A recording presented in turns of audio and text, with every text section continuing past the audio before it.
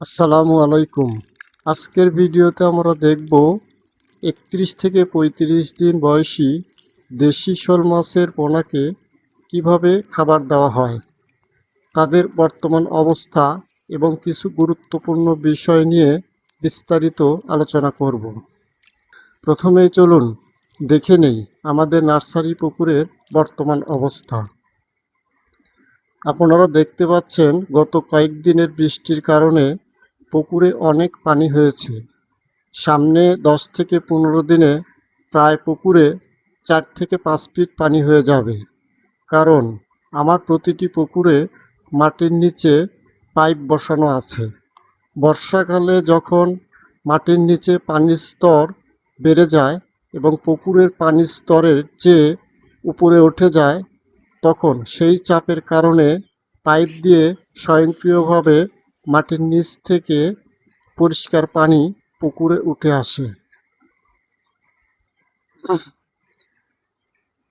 আমি এখন পুকুরে পাড়ে দাঁড়িয়ে আছি।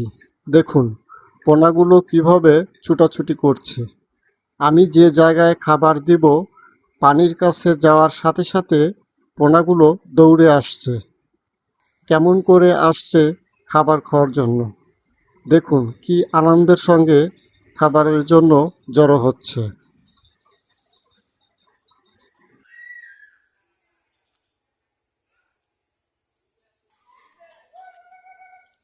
খাবারের জন্য জড়ো হচ্ছে।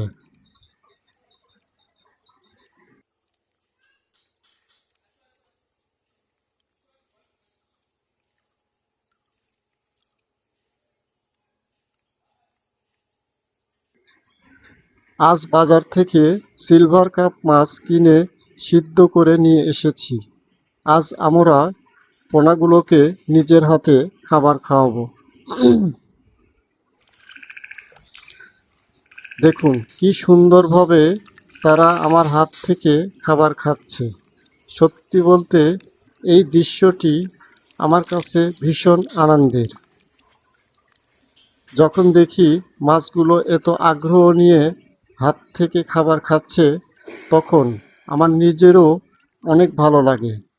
দীর্ঘদিনের পরিশ্রমের এমন ফল দেখতে পারা একজন মাছ চাষির জন্য সত্যি অনেক বড় আনন্দের বিষয়।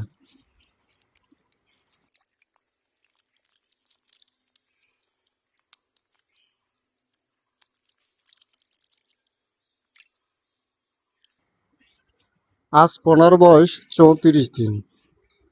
আমি মাত্র পুকুরের পাশে এসে দাঁড়িয়েছি, আর মাছগুলো বুঝে গেছে যে আমি তাদের খাবার দিতে এসেছি। আজও আমরা হাতে করে খাবার দিচ্ছি। দেখুন কি সুন্দরভাবে তারা খাবার খাচ্ছে। এমনকি অনেক মাছ আমার হাতে এসে হালকাভাবে কামড় দিচ্ছে। এই দৃশ্যটি আমার কাছে খুবই উপভোগ্য এবং প্রতিদিনই আমাকে নতুন করে অনুপ্রাণিত করে। এবার চলুন একটি গুরুত্বপূর্ণ বিষয় নিয়ে আলোচনা করি।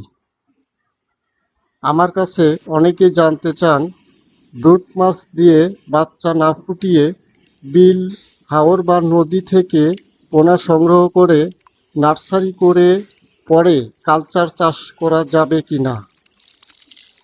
অবশ্যই করা যায়, তবে এখানে একটি বিষয় খুবই গুরুত্বপূর্ণ। আপনি যে পোনাগুলো সংগ্রহ করেছেন সেগুলোর বাবা মা কত বড় ছিল সেটিও ভবিষ্যতে মাছের বৃদ্ধির উপরে প্রভাব ফেলতে পারে। আমরা জানি অনেক বৈশিষ্ট্য জিনগতভাবে এক প্রজন্ম থেকে আরেক প্রজন্মে যায়। যেমন মানুষ, গবাদি পশু বা অন্যান্য প্রাণীর ক্ষেত্রেও দেখা যায়, তেমনি মাছের ক্ষেত্রেও কিছু বৈশিষ্ট্য বংশগতভাবে আসে। তাই যদি আপনি বিল, হাওর বা নদী থেকে পোনা সংগ্রহ করে কালচার করতে চান, তাহলে চেষ্টা করবেন কমপক্ষে 100 থেকে 200 গ্রাম ওজনের মাছ নির্বাচন করতে। এই আকারের পৌঁছানোর পর কিছু নির্দিষ্ট বৈশিষ্ট্য দেখে অনেকটাই ধারণা করা যায় মাছটি ভবিষ্যতে বড় আকার ধারণ করার সম্ভাবনা রাখে কিনা। কিভাবে সেই বৈশিষ্ট্যগুলো চিনবেন এবং বড় হওয়ার সম্ভাবনাময় মাছ নির্বাচন করবেন, আগামী ভিডিওগুলোতে আমি বাস্তব উদাহরণসহ দেখানোর চেষ্টা করব ইনশাআল্লাহ। আজকের ভিডিও এ পর্যন্তই। সবাই ভালো থাকবেন। আল্লাহ হাফেজ।